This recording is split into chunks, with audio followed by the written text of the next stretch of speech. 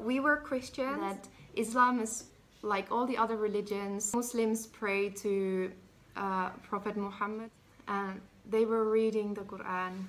They were reciting the Qur'an. Tears started coming from my eyes. Like, it just wouldn't stop. They would just come boom like that from my eyes, and they would just keep going. I could not stop the tears from coming from my eyes. This is what I've been looking for this whole time. I need to become a Muslim right away, and I don't care about anything. I just need to become a Muslim.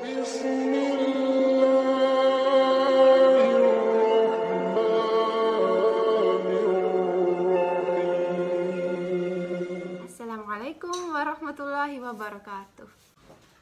I was born in a very typical Finnish family, I think. We were Christians, but we were not religious. Like, religion wasn't a big part of our lives. And my parents never taught me and my brother about religion, basically anything.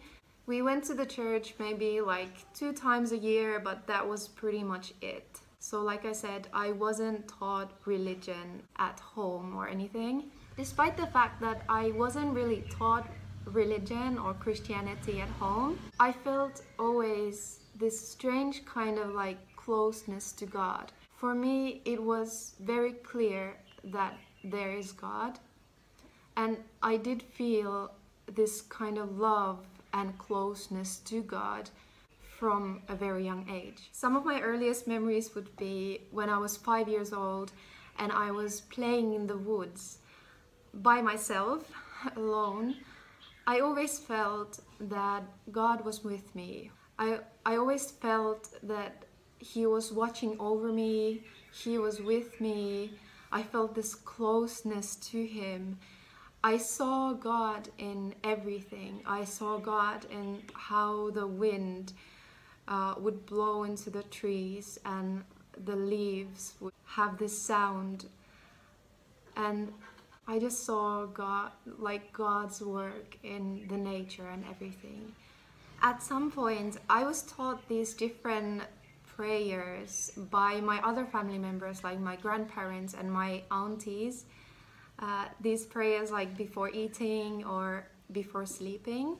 And I remember when I was a kid that it confused me a lot that all these prayers started by addressing Jesus. And I just remember being really confused, like why I was addressing Jesus and why not God. And this was confusing to me, like why did all the prayers start with the name Jesus and never God? I remember so like clearly that this confused me a lot when I was a kid, because I had such a clear image in my head that there is God, but I couldn't get my head around why I couldn't just pray to God. Why did I have to have a person between me and God? Like, was I not good enough to pray to God? Was I not good enough to talk to God or speak to God? Why did there have to be this one person like between us? So anyway, I remember that being very confusing to me when I was a kid. When I got to elementary school, obviously they started teaching us religion in school.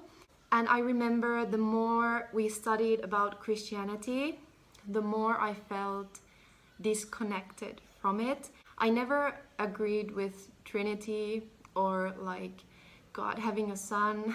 A'udhu billah. It just didn't make any sense to me. But I always did feel this closeness to God.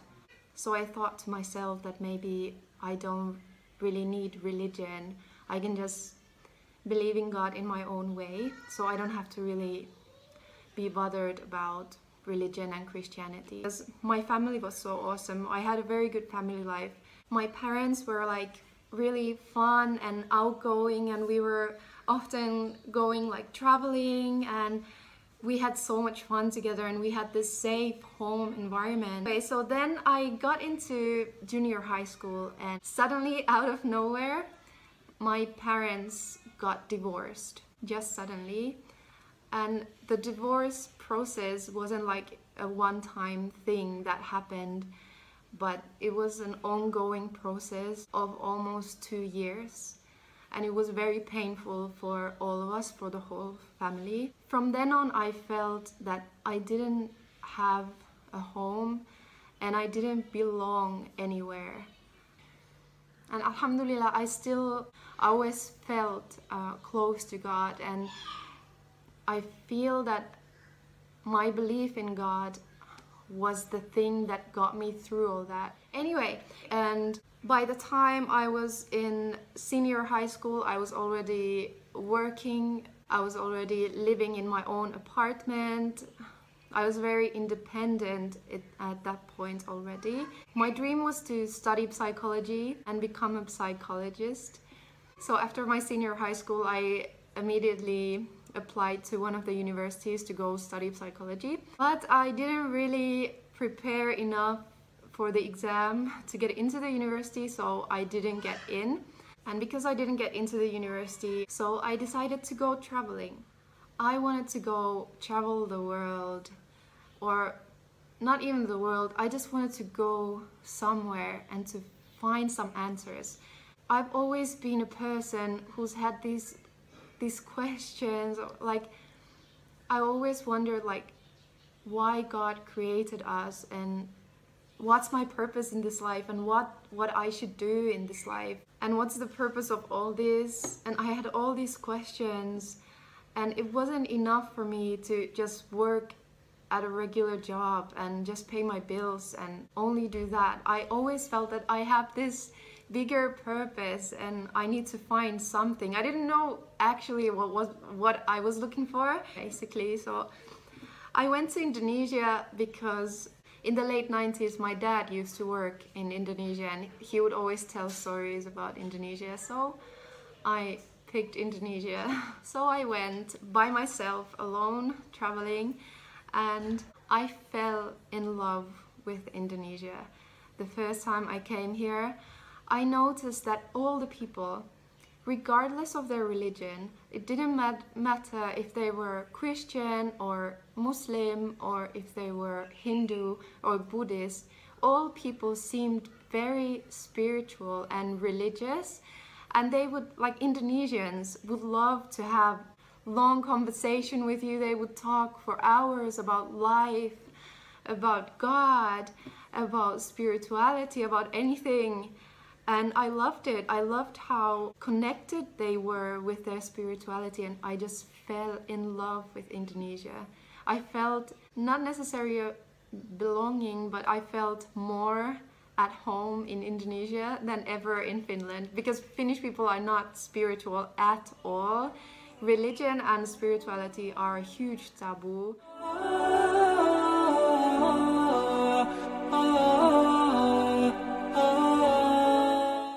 So anyway, because I liked Indonesia so much, I decided to move to Indonesia and do anything, just take some study programs, something that enable me to live here. So I took this like a course, a 6-month course studying Bahasa Indonesia, the Indonesian language here.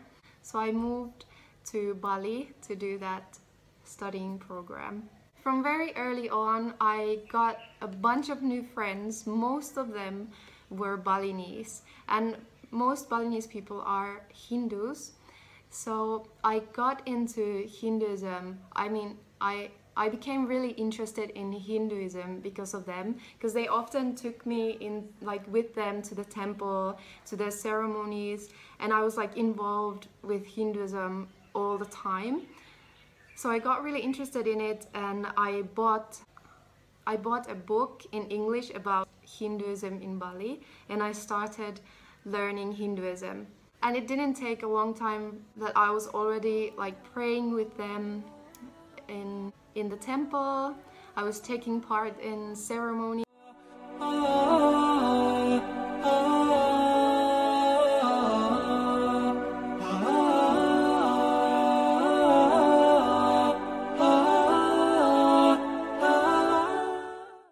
But after a while, something happened. I noticed that the more I started to know about Hinduism, the more it started to not make sense. In my mind, it was always just one God, me and God, and that's it. I just want God. I don't want there to be like all this other stuff. After deciding that, I realized that I knew something about Buddhism already. I obviously knew about Hinduism, about Christianity, and then I just realized I didn't know anything about Islam yet. So I thought, because of the film, I thought that I want to know something about Islam, because I had these huge misconceptions about Islam, and I did have a very negative image of Islam also at that point. I thought that Islam is probably like all the other religions. Probably Muslims pray to Prophet Muhammad sallallahu alaihi wasallam. Astaghfirullah. Like the Christians pray to Jesus alayhi salam. Oh, I'm so confused talking about this now. But that's what I thought back then. I was like, it must be just the same as every other religion. There's all this other stuff. Anyway, at that point, I had been living in Bali for about 1.5 years, and I finally got into a university in the UK to go to study psychology. So I moved to the UK and started my studies.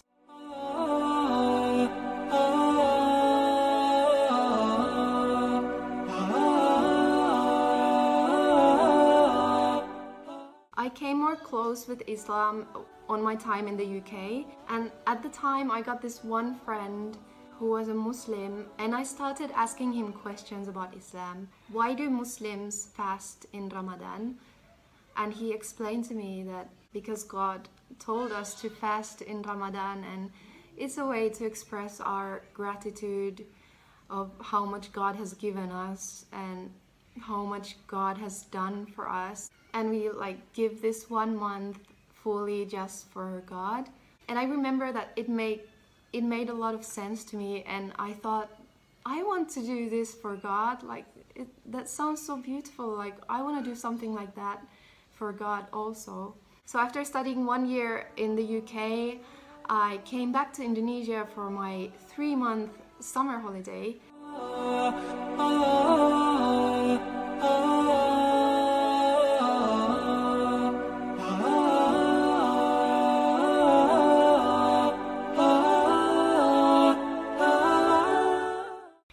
The last month of my holiday there in Medan, just with these people, with this friend group, they were so much fun. They were all Muslim, so I asked them a lot of questions about Islam, and they corrected most of my misconceptions about Islam. They told me that Allah is just an Arabic word for God, so Allah just means God. Like any other religion, it's the God. That's what it means. So I was like, all right, okay, that makes perfect sense. And all their answers made perfect sense to me. I asked them if the Muslims worshipped their Prophet sallallahu alaihi wasallam, and they said no. The reason why there is no pictures or paintings of the Prophet sallallahu alaihi wasallam, so that people would not worship him in any way. And I was like, oh, I remember that. I knew that there could not be any pictures of the Prophet sallallahu alaihi wasallam, and this made perfect sense to me. I was like, that makes so much sense. I felt so happy at that time. So by the end of my holiday, I made this decision that I would quit my studies in the UK and I would move to Indonesia and just do anything, everything, just chase my dreams and look for all these answers that I've been longing for.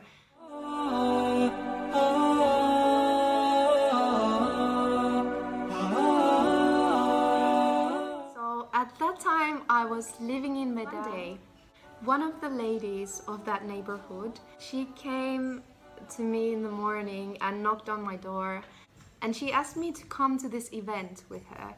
And she said it in Indonesian, but I didn't know what that word meant in Indonesian yet. I had never heard the word ever before, so I didn't know what kind of event it was, but because she was asking me to come with her, so I was like, of course I'll come. And she asked me to put on a scarf to cover my hair, and I was like, okay, I can do that, that's no problem. So I went with her, and it was in one of the houses next to the big masjid.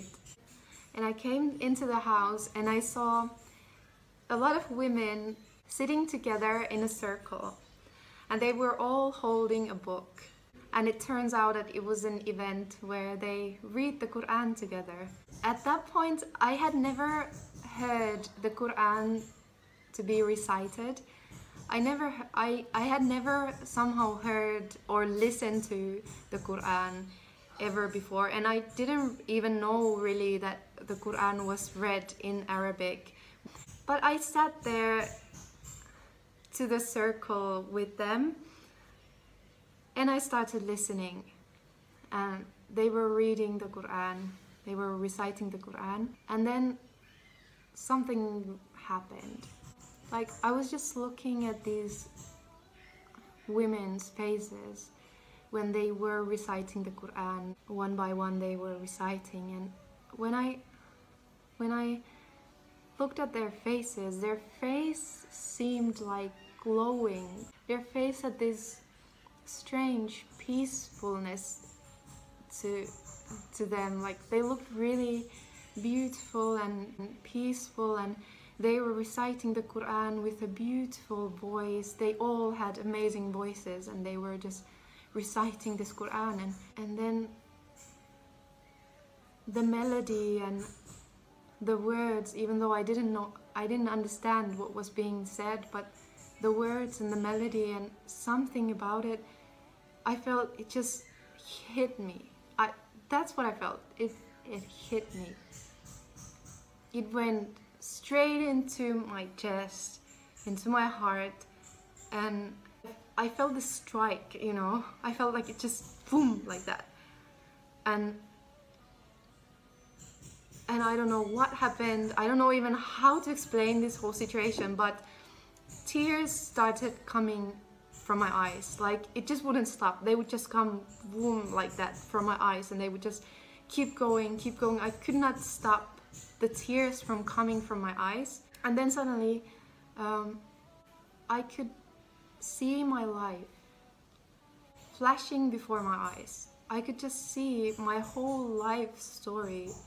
Like, I could just see everywhere I'd been and everything I'd been through, and I could just see my whole life just flash before my eyes.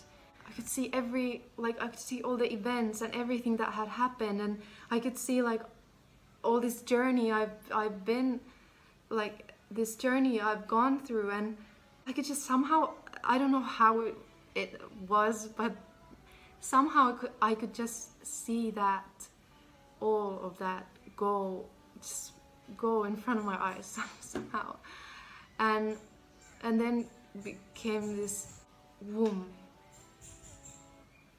And then I felt I was sitting there on the floor in the circle with the women, but I felt like I was 5 years old again. I felt like this is, and I was crying the whole time. Like, these tears would not stop coming from my eyes. I was just crying, and I felt like I was this 5-year-old me sitting there and crying, and then this is what I've been looking for this whole time, and now I'm here. I have arrived. I felt this closeness to God, and I felt like this, you know, this your childlike self, like when you are 5 years old, your purest self. That's what I felt like. My 5-year-old self was sitting there, and I felt that this was the home that I had always been looking for. Like, I had been so lost, going from one place to another for so long, living this life, just doing crazy things and a lot of like very destructive behavior, me trying to numb my emotions and numb my feelings and trying to fit in and trying to belong in the world and trying to belong somewhere but never quite being able to belong anywhere. And at this time, in this moment, I felt this belonging like never before. And I felt like I had gone through all this since I was a 5-year-old, playing in the forest, feeling this closest to God. And I felt I had gone such a long way, and now I had arrived here where I was like where I was meant to be all along. And this was such an amazing moment in my life, and I don't know how to explain it. I don't know how long this moment lasted. I was just crying on the floor, basically, and I could not stop crying. And then suddenly this ustad of the neighborhood came to the house because he was supposed to like teach these ladies, and so he came to the house and he asked me like, do you want to become a Muslim? Do you want to convert to Islam? And I said yes. The answer just came. I had no doubts in my mind. I was like, yes, I need to become a Muslim right away, and I don't care about anything. I just need to become a Muslim.